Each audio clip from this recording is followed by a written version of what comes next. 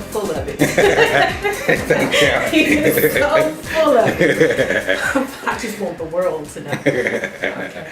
So tell me your name. My name is Valencia Cross. Okay. Am I looking at you at the camera? It doesn't matter. Okay.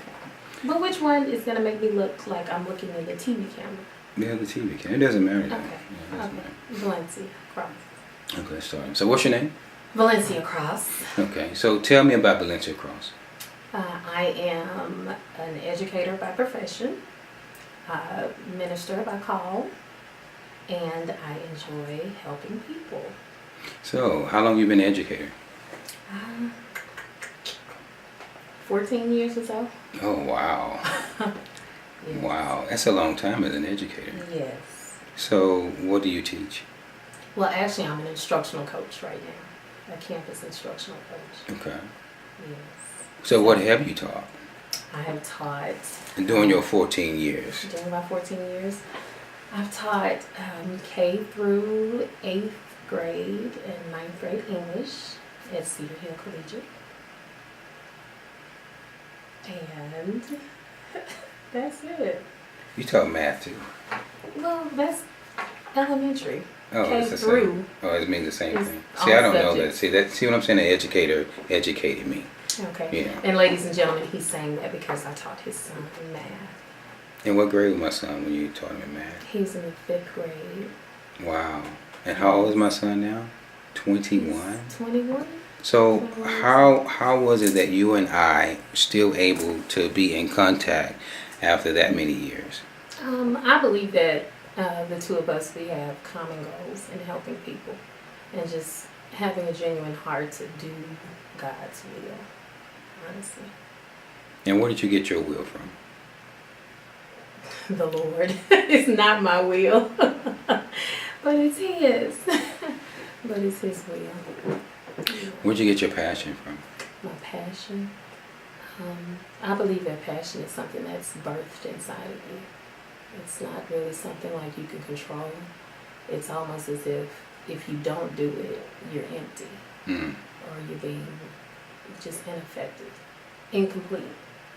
So I believe that passion is something that comes from within, and it's almost like a must-do in order to be made whole. Wow. Is that like a minister right there? No, seriously, that's what passion is to me. That's That's what beautiful. passion is to That's me. beautiful. Thank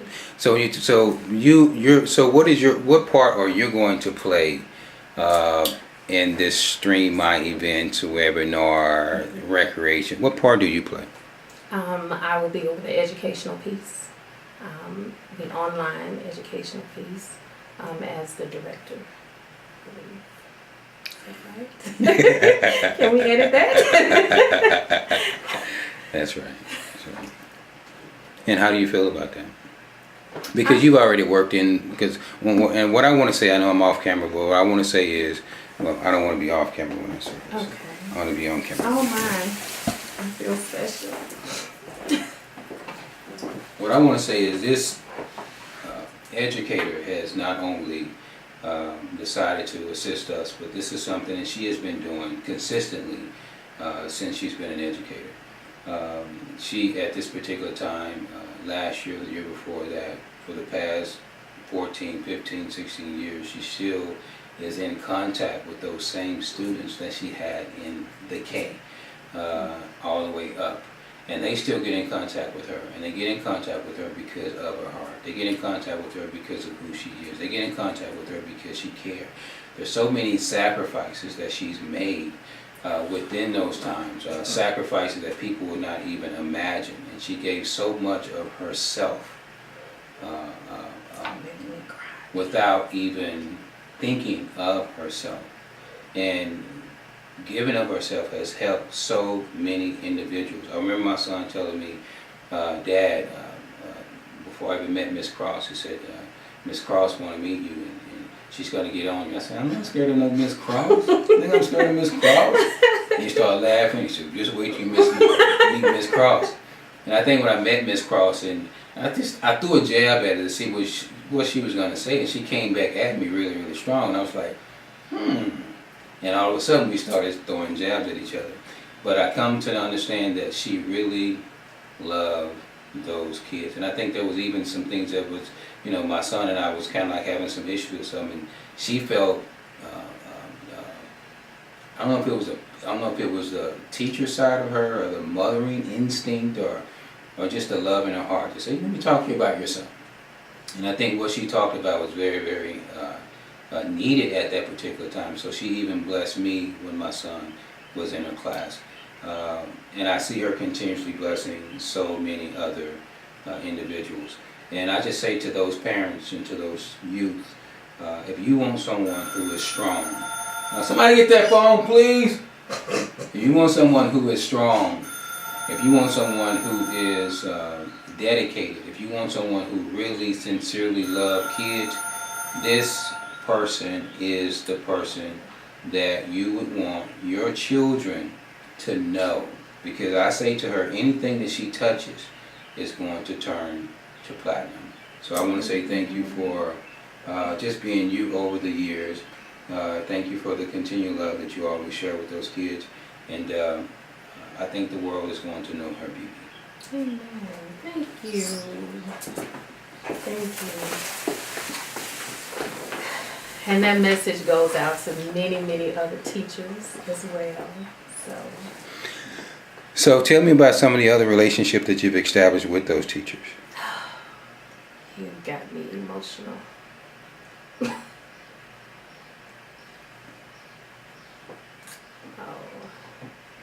The relationships that I've established with other teachers. How do you feel right now? Appreciate it. Just appreciate it. I deal with teachers on a day-to-day basis. And more so as an advocate. And so to hear the stresses and the pains and the voices of them that cannot be heard or that are not heard, for you to say those things, to me it's like you're speaking to them through me. Wow. So you see what I'm saying? She's still talking about the other teacher, not herself. Okay. So back to the question at hand. So why do you think educational webinars are important?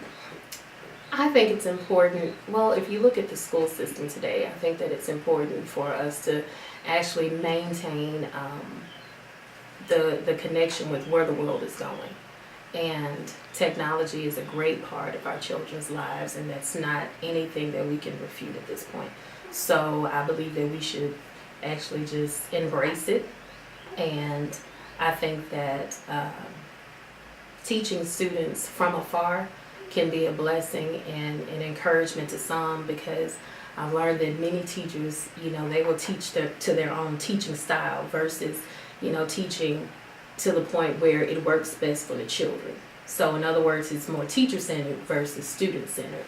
So I believe in a setting like this, you can find a wide range of highly qualified educators that can actually assist, their child or your child. And just tell me anything that you want the people that are looking to know. Just tell anything you want them to know. I would like to say something about you, if that's okay. Sure. If that's okay, okay. I was actually reading, I saw a book on leadership today, and I said I knew I had to do this session, so I was trying to find something that actually could express, Again, you're still on somebody else other than yourself, but go ahead. Okay. Well, I found this quote that John Quincy Adams said, and it actually made me think about Mr. Cherry. It stated that when your actions inspire others to dream more, to learn more, to do more, and become more, then you are a leader. So to you, I would say that you are definitely a leader in my life. Thank you.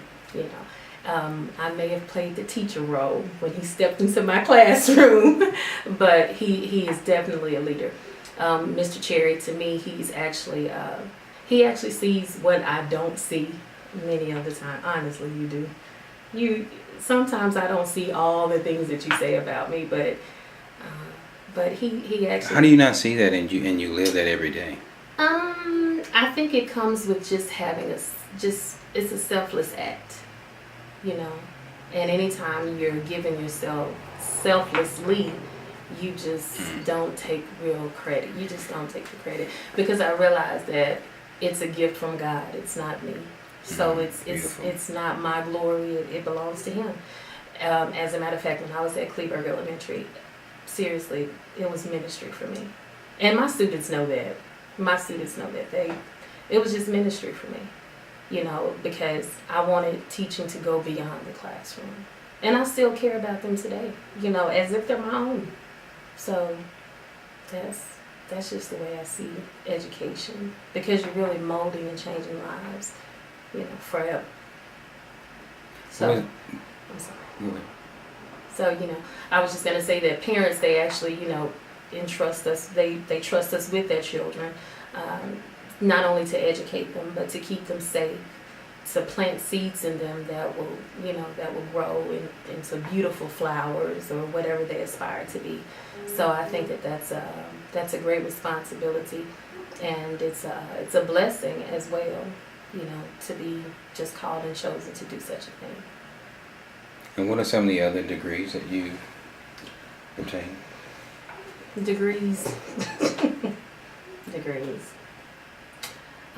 I have a bachelor's from Wiley College. WC, the oldest college west of the Mississippi, home of the great debaters. Yes. So I have a bachelor's from Wiley College. I have a master's from Texas A&M Commerce. And I also have a pastoral counseling certificate from Liberty University. All right. And presently I am working on my second master's through A&M to receive my clinical mental health status. That's a desire that I have. But it seems like God just keeps pushing me into education. So I do use my counseling, in that area as well. But. And what do you think the need is for those parents? Because we look at the students, and it needs to be reinforced inside the homes. What are the needs of the parents that you see as a teacher? I think that it's important for parents to understand that learning is a lifelong process, and that they're never too old to learn. Wow. We always watch the show, Are We Smarter Than a Fifth Grader? And if you're honest with yourself, you always sit down and say, okay, I'm not smarter than a fifth grader. So I would say, let's just all start at the fourth grade, and let's work our way up. But it's important, I believe, for parents to find some type of way to help educate themselves, while their child is getting or earning their education as well, and grow together. You'll be amazed at just different strategies, techniques, how you can even implement them in your day-to-day jobs. So I think it's important for parents to continuously get educated as well. And if you could say anything to, say that the world is watching you right now, and anything that you just want the world to know, if you can just say anything to them, and it doesn't have to be about education, it doesn't have to be about community, just what would you want the world to know? I would say to the world, love your enemies. Wow. It's so easy to love, your family, people that pour into you, people that contribute to your day-to-day life, but it takes great maturity, discipline, and heart to really love your enemy. So love your enemies, because we all have them. Wow. That's what I would say. And if you could say one word to Michelle Obama, what would those words be? Oh my goodness.